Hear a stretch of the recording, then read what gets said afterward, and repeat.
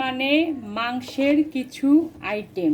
আজ তৈরি করব গরুর মাংস দিয়ে পুরন ঢাকার স্টাইলে বিফ তেহেরি বা গরুর মাংসের তেহেরি।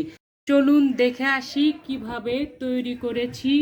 যা যা প্রয়োজন, প্রথমে লাগছে গরুর গোস্ত। আজকে আমি গরুর গোস্ত নিয়েছি, এখানে 1 কেজির বেশি গোস্ত আছে। আর পুরন ঢাকায় কিন্তু তেহরির জন্য ছোট ছোট করে গোস্ত নেয়। আর এই রান্নায় তেল চর্বি হাড্ডি সহ নিলে রান্নাটা খেতে স্বাদ হয়। এখন আমি এই রান্নার জন্য একটা মশলা তৈরি করব। এখানে একটা জয়ত্রী আছে, 3 টুকরা দারচিনি আছে, জয়ফলের বড় একটা অর্ধেক আছে, 6টা এলাচ আছে। আমি গোস্তের পরিমাণে নিয়েছি। এগুলো এখন শুকনো উপকরণগুলো এখন আমি ভেজে নেব বা বেটে নেব। আর বাকি উপকরণ নিয়ে আমি রান্নায় চলে আসব। আমি কড়াই বসিয়ে দিয়েছি। বেশি তেল দেওয়া যাবে না, পরিমাণ মতো তেল দিতে হবে। এখানে আমি সাদা তেল এবং সরিষার তেল মিক্স করে হাফ কাপ তেল দিলাম। চাইলে পুরোটা সাদা তেল দিয়েও করতে পারেন, সরিষার তেল দিয়েও করতে পারেন। পরিমাণ মতো কাঁচামরিচ দিলাম। নাই কাঁচামরিচ দিয়েই ঝালটা আনতে হবে, এটা একটা টিপস। হাফ কাপ পেঁয়াজ দিলাম। ভাজবো না, হালকা করে একটু কালার নিয়ে আসবো, বেশি ভাজার দরকার নেই।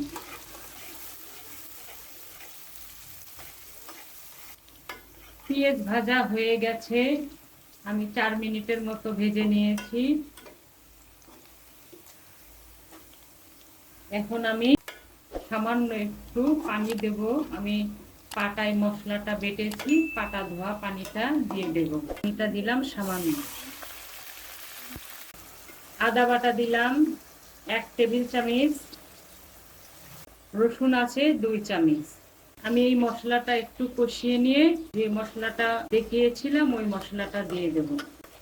বেশি কষানোর দরকার নেই, হয়ে গেছে। যে মশলাটা দেখিয়েছিলাম সেই মশলা দিয়ে দিলাম।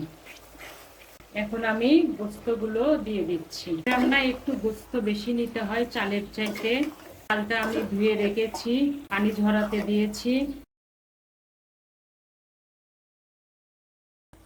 টক দই দিলাম 3 টেবিল চামচ। এই রান্নায় অবশ্যই টক দই দিতে হয়। আর চেষ্টা করতে হবে এখানে যে তেল দিয়েছি এবং এই গোস্ত থেকে যে তেল ভেসে উঠবে সেই তেল দিয়ে রান্না করার জন্য, তাহলে রান্নাটা টেস্ট হবে। তারপরেও যদি গোস্ত সিদ্ধ না হয় একটু পানি দিতে হবে। এটাও দেখা যাক ইনশাল্লাহ কি হয়। আমি এভাবে রান্না করতে থাকি। গোস্ত থেকে অনেক পানি বেরিয়ে এসেছে। আমি চেষ্টা করব এই পানি দিয়ে রান্না করার জন্য। জাল কিন্তু বেশি জোরে দেওয়া যাবে না, মানে গোস্ত সিদ্ধ হয় এরকম পর্যায়ে জালটা রাখতে হবে। বেশি জোরে জাল দিলে পানিটা তাড়াতাড়ি শুকিয়ে যাবে। এখন আমি গোস্ত সিদ্ধ হলে ফিরে আসব। ফিরে এলাম। মাংস সিদ্ধ হওয়ার পরে আমি অনেক নাড়ানাড়ি করেছি এবং কখনো আস্তে জাল দিয়েছি, কখনো একটু তার চেয়ে কম দিয়েছি। এইভাবে আমি মাংসটা সিদ্ধ করে নিয়েছি। তো আমার গরুর মাংসটা মনে হয় ভালো ছিল, এই জন্য সিদ্ধ হয়ে গেছে। তো অনেক সময় গরুর মাংসের কারণে পানি দিতে হয়, মাংসটা ভালো থাকে না, সিদ্ধ হতে চায় না। সেক্ষেত্রে অবশ্যই পরিমাণ মতো পানি দিয়ে গোস্তটা সিদ্ধ করে নিতে হবে। এখন যে তেল ভেসে উঠেছে এটা আমি সাইড থেকে সরিয়ে নিয়ে এটা বের করে নেব। যেহেতু আমি এই তেল দিয়ে রান্না করব, এটা আমি সাইড থেকে বের করে নেব। এই তেল বের হয়ে গেছে, ইনশাল্লাহ এই তেল দিয়েই বাকি রান্না কমপ্লিট হয়ে যাবে। এই তেলটা আমি এখন একটা বাটিতে উঠিয়ে নেব। গোস্ত থেকে তেল আমি আলাদা করে নিয়েছি। আমার পাত্রটা একটু ছোট, তাই পাত্রটা আমি পরিবর্তন করব। পাতিল গরম হয়ে গেছে। আমি যে ভাজা তেলটা তুলে রেখেছিলাম সেটা আমি সবটুকুই দিয়ে দিচ্ছি। পরিমাণ মতো হয়েছে, ইনশাল্লাহ হয়ে যাবে। মানে গোস্তর চেয়েতে চালটা একটু কম নিয়েছি, পরিমাণ মতো দিয়ে দিলাম। এ থেকে আমি ভিজিয়ে তুলে রেখেছিলাম, এতে করে ঝরঝরা হবে, খেতে ভালো হবে। এখন আমি চালটা 2 মিনিটের মতো ভেজে নেব। তেহেরির চাল বেশি ভাজতে নেই, তাহলে স্টিকি ভাবটা নষ্ট হয়ে যাবে।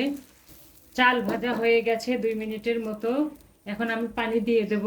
আমি পানির ভেতরে 3 টেবিল চামচ গুঁড়া দুধ মিক্স করে রেখেছি দেওয়ার সুবিধার জন্য। একটা টিপস আছে, চাল যা তার ডাবল পানি দিতে হবে।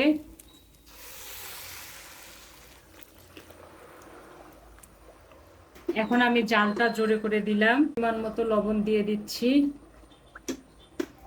এখানে একটা টিপস আছে, আমার মা বলতো পোলাও বা বিরিয়ানির সময় যখন চাল পানি সব একসঙ্গে দেব, তখন যদি লবণটা চড়া চড়া লাগে তাহলে তুই মনে করবি যে লবণটা হয়ে গেছে আর দেওয়া লাগবে না। তো আমার কাছে চড়া চড়া মনে হচ্ছে, আর আমি লবণ দেব না, ফিরে আসবো একটু পরে। পানি একদম জোরে ফুটে উঠেছে, এই পর্যায়ে আমি তেহেরির যে গোস্তটা রান্না করেছিলাম সেটা আমি ঢেলে দিলাম। আর এই পর্যায়ে দিলেই বেশি টেস্ট হবে, মশলাগুলো চালের সব জায়গায় ঢুকে ঢুকে যাবে। এখন সব আমি মিক্স করে দেব। জাল কিন্তু একদম হাই হিটে আছে। এখন কয়েকটি কাঁচামরিচ দিলাম, এখন ঢেকে দেব। ফিরে এলাম, আমি জালটা অফ করে দিলাম। যখন দেখব যে পানি সব শুকিয়ে গেছে, ওই পর্যায়ে জালটা অফ করে দিয়ে দমে দিতে হবে। আমি 1 টেবিল চামচ ঘি দিয়ে দিলাম,